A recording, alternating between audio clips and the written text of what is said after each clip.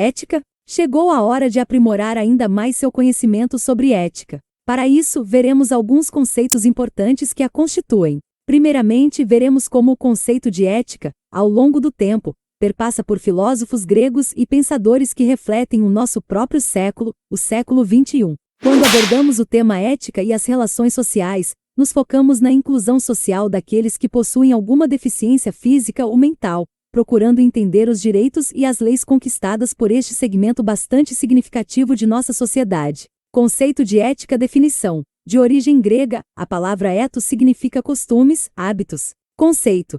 Investigação dos princípios que agem no comportamento humano, como normas, valores e prescrições presentes em qualquer realidade social. Onde a ética aparece? A ética está presente nas mais variadas relações humanas, como o trabalho, a religião, leis, família, sexo, gênero, diversidade étnica e na política. A contribuição da filosofia clássica e contemporânea. Para Sócrates, as virtudes morais visam ser coerentes. Para Platão, a verdade e o bem podem ser alcançados através da busca da verdade. Para Aristóteles, o ato de agir bem consiste na real finalidade da ação humana. Todos têm que buscar o bem para si próprio. Ainda antes de Cristo, os estoicos destacavam o viver em harmonia com a natureza. Percebia-se mais claramente que tudo tem um início, meio e fim. Com o cristianismo, o eixo mudou para o campo subjetivo, se assim podemos dizer. Surge a ideia de amar o outro como a si próprio, sendo possível alcançar tal paradigma colocando-se no lugar do outro. Damos um salto no tempo e encontramos, no Renascimento, o polêmico Maquiavel, que afirma que a ética estava nos fins, que por sua vez justificavam os meios. Já o inglês Thomas Hobbes afirma que o homem é o lobo do homem, dado a necessidade de haver controle do ser humano. Na França do século XVIII, Rousseau acreditava que o ser humano nascia bom, mas que a sociedade é que o corrompia. No mesmo século, na Alemanha, Kant advertia que agir bem é o que devemos fazer. Dentro do racionalismo alemão, a questão que se fazia era a de que, se conhecemos o bem, por que fazer o mal? Chegando ao século XX e XXI, o utilitarismo se ajusta ao homem contemporâneo, observando que o que nos torna feliz é o que não nos deixa sofrer, daí a necessidade de se afastar de todo o sofrimento. Ética e política. Em tempos de muitas turbulências no cenário político contemporâneo, é muito importante refletirmos sobre a ética na política mediante tantos casos de corrupção. E por que é preciso ética na democracia? Sem a existência de regras ou normas de comportamento, nenhum sistema político funciona, inclusive a democracia. A ética entendida como comportamento aceito sempre existirá, seja qual for o governo, para o bem ou para o mal. Sobre a existência das leis, o professor afirma que, sem elas, viveríamos num caos. As leis refletem o comportamento desejado por uma sociedade de acordo com seus valores. Ética e relações sociais, a inclusão de deficientes físicos e ou mentais. Para deixar bem claro, o termo deficiente foi uma exigência estabelecida pelo próprio grupo. Anteriormente, este era denominado como portadores de necessidades especiais, termo que o próprio grupo veio a rejeitar.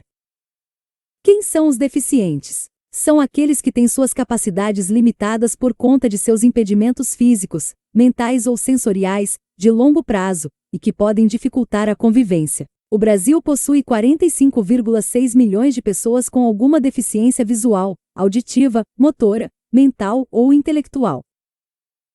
Apesar de representar 23% da população brasileira, estas pessoas não vivem em uma sociedade adaptada. A relevância do tema está na inclusão do conjunto dessas pessoas à sociedade, assegurando-lhes seus direitos de cidadão. Igualmente importante é a conscientização da população sobre a necessidade de se oferecer a esse grupo uma vida de qualidade e dignidade, impedindo que ocorra restrição de participação. Nossa Constituição prevê a educação como direito de todos, dever do Estado e da família com a colaboração da sociedade, visando o pleno desenvolvimento da pessoa, seu preparo para o exercício da cidadania e sua qualificação para o trabalho. Tivemos assim a oportunidade de verificarmos juntos a importância de se inserir na sociedade um grupo relevante, o dos deficientes, percebendo que é um grupo numericamente significativo, que tem direito à educação, trabalho, saúde, deslocamento e isenção de impostos. Não por assistencialismo, mas pela humanização da sociedade brasileira como um todo. Ética no trabalho.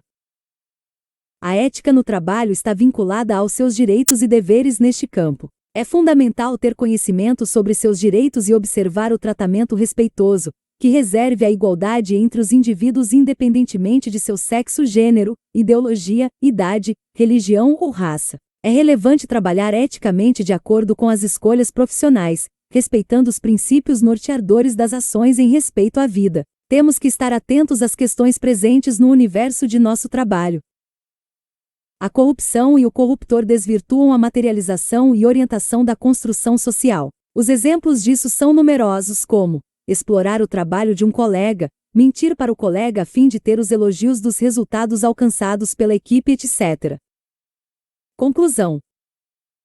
A ética é como um termômetro de uma sociedade que mede seus costumes e comportamentos, e que ao longo da história foi adaptando-se às necessidades humanas. Portanto, a democracia ou qualquer outro sistema político espelha a sua sociedade, ajustando-se às suas normas e dentro do ambiente de trabalho, podendo ser uma forma de alerta para a existência de direitos sequer percebidos como existentes.